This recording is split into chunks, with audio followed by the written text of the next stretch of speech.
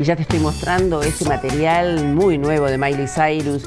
Ese es un DVD donde ella muestra imágenes de los shows en vivo que realizó en Barcelona, en Lisboa, en Buenos Aires también, y hay imágenes personales, así que me pareció muy interesante presentártelo, como también esto que me parece que es el Laser Cleaner, que es un limpiador de CD, DVD de las PlayStation y de los MP3. Acá hay dos y dos cuestan 100 pesos. ¿Dónde los vas a encontrar? En el único almacén de música, en BPM, el almacén de música que está en Drago 74. Toda la música, lo último de lo último está. Bueno, María Laura, ya en la web pensaba a veces, de esto hay mucho para hablar y si bien esas características que vos diste indudablemente pertenecen al ABC, ¿no? de las relaciones violentas, tanto psicológicas como lo que va sí o sí. Me decías en los bloques anteriores que el violento psicológico, no sé si decirte en un porcentaje alto, tiende a ser golpeador o empujador. Claro, en una escalada. En una escalada. En una escalada de violencia es cuando uno detecta que se llega a la violencia física, ¿no? Cuando empieza, es decir, quien ejerce violencia va midiendo, por decirlo de alguna manera, a su víctima y va midiendo de esa manera el control. Es decir, si puede a través de la conducta dominarla, bueno, va por un buen camino en su objetivo de control. ¿A la víctima qué le pasa? ¿Tiene una autoestima baja? Porque a veces son grandes, no sé, empresarios, por decirte de alguna manera, y en esto, ¡ping! Bien, la víctima tiene una alta tolerancia ¿a qué? A vivir en este desmedro, en esta desvalorización, en este insulto, ¿sí? Muchas veces encontramos algunos factores que se repiten de una crianza, no necesariamente de violencia física, pero sí de abandonos o de maltrato emocional de alguno de sus padres en la crianza, y esto luego en la elección de su partener se repite, y ahí uno detecta que hay un umbral de tolerancia, ¿no? Es decir, vos hablas de umbral de tolerancia, yo te hablé de autoestima. ¿Tiene alguna relación el umbral de tolerancia con la autoestima baja? Claro, por supuesto, porque, a ver, ¿cómo determinamos el autoestima de una persona? Fundamentalmente con su sentimiento de autonomía, con sus fortalezas, ¿sí? Una persona que tiene una fortaleza, característica de una fortaleza de un yo fuerte y elevado, probablemente frente al insulto se va a sobreponer, ¿no? Está bien, ¿y por qué a veces que yo he conocido casos de personas que son exitosas, por decir de alguna manera, en la faz laboral, pero en lo personal, que uno hubiera dicho, a ver, cómo esa persona de ninguna manera coincidía, ¿no? Que luego pudiera vivir esa situación? Que muchas veces yo lo vi en la web, que eran, qué sé yo, profesores de universidades de Harvard, y después vos decís, ¿cómo? Y en la vida de relación la insultaba y la golpeaba, ¿no?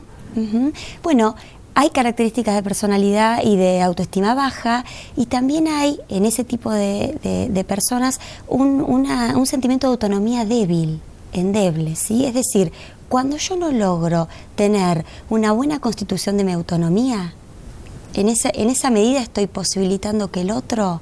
¿Autonomía en qué sentido, María Laura? Tener la libertad de ejercer tus propias habilidades, de tener tus pensamientos propios, de quererte. Está bien, de no pero si en lo laboral del otro. lo logran y en lo personal no. Porque está lo afectivo en juego. A veces uno en lo laboral pone lo cognitivo, no pone lo afectivo. Ahora sí te entiendo. Cuando pone lo afectivo es donde ahí no hay autonomía, hay dependencia. En esa fuerte dependencia es donde estoy posibilitando que el otro opere sobre mí, que me domine, que me controle. Claro. Y cuando hablamos de prevención, ¿desde qué lugar lo mirarías vos? Mira, se trabajó durante 20 años en detectar, identificar la violencia. Una vez que se logró eso, empezó el camino costoso de la prevención. ¿Por qué digo costoso? Porque a veces es muy difícil detectar los inicios, el inicio de este ciclo de la violencia, ¿no? Primero porque la víctima lo detecta, fundamentalmente no advierte que está empezando a atravesar una situación de violencia, sino con que es parte de su vida cotidiana, que tiene que ver con un día de mal humor del otro, ¿no? O sea, que si vos estás en un bar y conoces a alguien, no podés saber con quién te vas a encontrar enfrente. Exacto. Y es más, si lo elegís como tu partener, quizás tampoco te lleve un tiempo hasta reconocer que eso puede ser parte de una estrategia de violencia, ¿no? No van con un cartelito. Exactamente, y a veces va muy enmascarado esto. Muy enmascarado. Muy enmascarado. Se dice que quien ejerce la violencia tiene una doble fachada, socialmente muy aceptable, seductores, con y vínculos demás. sociales muy activos, y luego toda la violencia la va a desarrollar en puertas adentro, en su hogar, con su objeto, digamos, de descarga, ¿sí? Entonces, en este sentido, en los últimos 10 años se viene haciendo una tarea importantísima de prevención, que arranca en las escuelas, que arranca en las salas. O sea, hoy en día, cualquier persona que se acerca a cualquier institución social, la persona que lo está esperando sabe qué es la violencia. Y no solamente está dispuesto a escuchar el golpe físico, digamos, si no tiene una marca, entonces no configura violencia. Ya hoy sabemos que la violencia tiene que ver también con lo emocional, ¿no? Entonces, me parece que la prevención arranca y parte de una corresponsabilidad y de un trabajo de todos los que integramos la sociedad, más allá de ser profesionales o no, ¿no? Y la persona que es víctima sí o sí necesita que se le haga, porque que lo detecte la madre, que lo detecte una amiga, que lo detecte la hermana o el hermano, no es suficiente. No. Tiene que, como se le dice, caerle la ficha a la víctima, exactamente, ¿no? Exactamente. ¿Y cómo se logra que hacerle caer la ficha? Bien, muy interesante. Vos sabés que, por ejemplo, que trabajamos en forense, uno de los pedidos que hace la justicia es, determinar patrones de características de violencia, de responder a determinados puntos periciales. Y uno como psicólogo siempre tiene el desafío de ir más allá. O sea, ir al posicionamiento subjetivo que tiene la víctima. O sea, cómo se posiciona frente a la violencia. Si se posiciona permanentemente teniendo en supremacía el discurso de quien ha sido violento, si se posiciona sintiendo que no puede, con desvalimiento. Entonces uno empieza a recorrer cómo era su personalidad previa, cómo son sus habilidades, es decir, a empoderarla, ¿no? A darle las herramientas para que pueda recuperar su subjetividad, que ese es el camino de hormiga. Claro, porque a los que están viendo la situación se sienten impotentes. Exactamente, exactamente. A veces se logra a corto plazo, a veces se necesita de un tratamiento interdisciplinario, ¿sí?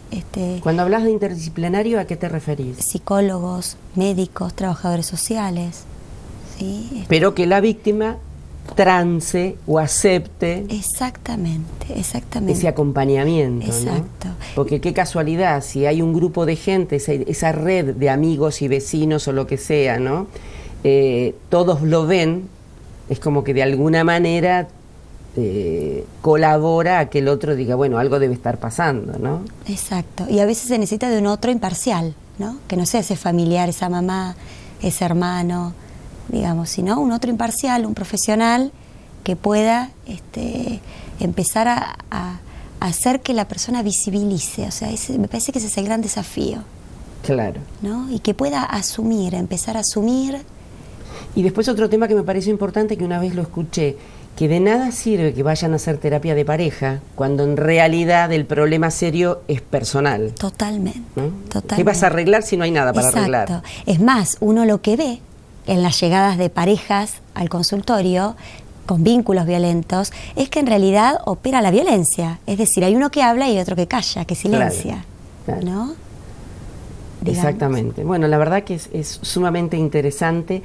A veces es difícil y sobre todo me imagino que los padres que deben estar viendo que sus hijos adolescentes están con este noviecito, ¿no? O la noviecita, que les provoca ese trabajo fino de aislamiento y demás, debe ser tremendo, porque, a ver, un adolescente al que menos bolilla le das al padre, ¿no? Exacto. Por eso es importante informarse, digamos, como familia, como padres, asumir que hay un problema, ¿no? Asumir que a su hijo le está pasando algo y pedir ayuda. Pedir ayuda es ir a un profesional, acercarse a la comisaría de la mujer, si es aquí en Bahía Blanca, ir a una ONG, como puede ser Creer Sí. Que además tienen una folletería muy interesante, exacto, que te abren enseguida los ojos. Es como 2 más 2 es 4, ¿no? Exacto. Esto es una pareja tóxica, sí, ya está. Exacto. Y quizás después de ese recorrido llegar a sus hijos. Claro. ¿No? Para saber cómo buscar la forma de... Exacto. Exacto. Bueno, María Laura, realmente fue muy interesante todo lo que pudimos compartir en el día de hoy. que la gente escriba, que nos digan, que bueno, que en fin, hay muchas formas de acercarse y si quedaron dudas y demás, bueno, de alguna manera en próximos programas podemos darles otra mano.